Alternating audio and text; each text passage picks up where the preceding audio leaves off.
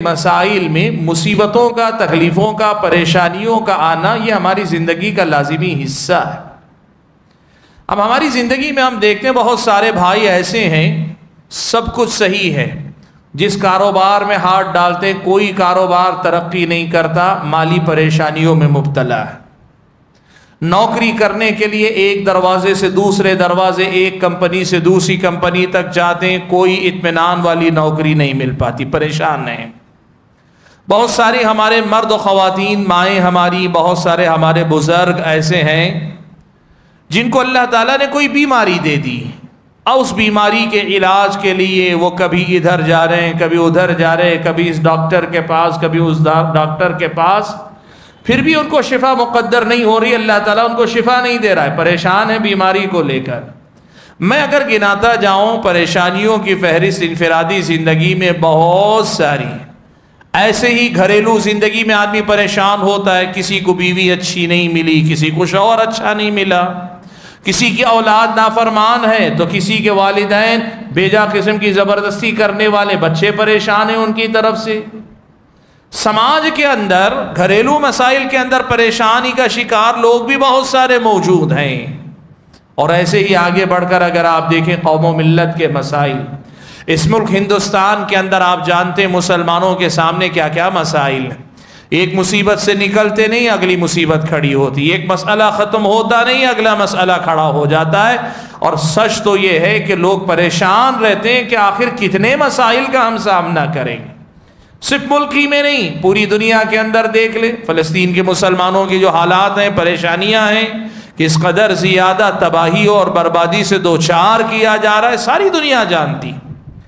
کہنا یہ ہے کہ انفرادی زندگی سے لے کر عائلی زندگی، گھریلو زندگی سے لے کر قومی ملی زندگی تک ہمارے اور آپ کے سامنے مصیبتیں آتی، تکلیفیں آتی، پریشانیوں کا سامنا کرنا پڑتا ہے۔ ان پریشانیوں کا سامنا کرتے ہوئے پہلے پہل تو بہت سارے لوگ الحمدللہ صبر کا مظاہرہ کرتے ہیں، صبر کا مظاہرہ کرتے ہیں اور برداشت کرتے ہیں، زبان پہ کوئی حرف شکایت نہیں لاتے، لیکن زیادہ دن تک یہ صبر کا دامن ان کے ہاتھ میں نہیں رہتا، بہت جلد صبر کا دامن چھوڑ بیٹھتے ہیں اور یہ سوال کرتے ہیں اللہ تعالیٰ کی مدد آخر کب آئے گی، کب اللہ تعالیٰ میری دعائیں سنے گا، کب اللہ تبارک و تعالیٰ میری پریشانیوں کا خاتمہ کرے گا، کب اللہ تعالیٰ ہماری مصیبتوں کا خاتمہ کرے گا۔ نوجوان بھی آج یہ بات سوچتے ہیں آخر کب تک مسلمان اس قدر ستائے جاتے رہیں گے۔ یہ جو ہے سوال بہت سارے نوجوانوں کی زبان پر آتا ہے، لوگ یہ بات کہتے ہیں اللہ کی مدد آخر کب آئے گی۔ بھائیو، یہ جو سوال ہے، آج میں صرف اسی سوال کے حوالے سے 3-4 بنیادی باتیں بتا کر اپنی گفتگو کو ختم کر لوں گا۔ سب سے پہلی بات، یہ سوال کرنے والے بعض ہمارے اپنے نادان بھائی، بعض ہماری نادان بہنیں ایسی ہیں، یہ سوال نہیں ہوتا، حقیقت میں اللہ تعالیٰ کے فیصلوں پر اعتراض ہوتا ہے۔ وہ اندر ہی اندر اس قدر زیادہ پریشان ہو جاتے ہیں، اپنی پریشانی میں اس قدر زیادہ بے قابو ہوتے، نعوذ باللہ گویا اللہ پہ اعتراض کر دیں۔ اللہ تعالیٰ معاف فرمائے، ہم نے ایسے بھی کچھ تبصرے لوگوں کی زبانی سنے، گھر میں مصیبت آئی، ایک پریشانی سے نکلے، اللہ نے کوئی اور مصیبت گھر والوں پہ ڈال دی، اس سے نکلے تیسری، تو بعض لوگوں کو ہم نے یہ کہتے ہوئے سنا، کیا اللہ تعالیٰ کو میرا ہی گھر ملا، میرے گھر کے علاوہ کوئی اور نہیں ملا ہے کیا؟ یہ اللہ تعالیٰ پر اعتراض، اللہ تعالیٰ کی تقدیر، اللہ جو لکھتا ہے تقدیر، اس پر اعتراض، اللہ کے فیصلوں پر اعتراض۔ قوم و ملت کے مسائل میں بات فلسطین کی ہو، بات ہندوستان کے اندر موب لنچنگ کی ہو، یا پے در پے ایک کے بعد جو مسائل مسلمانوں کے، بہت سارے لوگ یہ اعتراض کرتے ہیں کہ کیا اللہ تبارک و تعالیٰ کو رحم نہیں آتا؟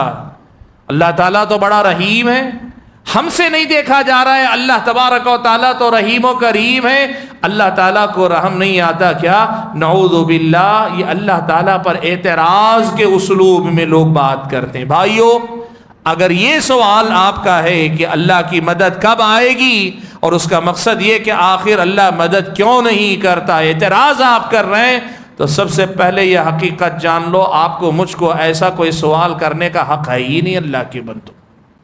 ہم کون ہیں، ہماری حیثیت کیا، ہماری حقیقت کیا ہے اللہ تعالیٰ کے بندو. ہم اپنے وجود سے لے کے اپنی بقا تک پل پل اس کے محتاج ہیں رب العالمین کے. وہ ہمیں مار دے، ختم کر دے، کھپا دے، مٹا دے، ختم کر دے، پھر بھی وہ حق رکھتا ہے کہ کرے. وہ کوئی نا زیادتی نہیں اگر وہ فیصلہ کرتا. کیوں؟ سبحان اللہ. آدمی 2-4 روپئے کی محنت کر کے پیسہ کما لیتا، کہتا میرا پیسہ میں جو چاہے کروں. کچھ نہیں، یہ پیسہ آج ہاتھ کا میل ہے، میرے ہاتھ ہے، کل آپ کے پاس جائے گا. لیکن آدمی جب تک ہے کہتا میرا ہے، میں جو چاہے کروں. کس ذم سے آدمی کہتا ہے میرا ہے؟ وہ جس کو صرف تھوڑی سی محنت کر کے حاصل کر لیا، اسے اپنا کہنے میں فخر محسوس کرتا ہے. اللہ کے بندو اپنی حقیقت پہچانو. رب العالمین پر اعتراض کرنے والا، جرأت کا مظاہرہ کرنے والا یہ انداز اسلامی شریعت کی نظر میں گستاخی ہے اللہ تعالیٰ کے ساتھ.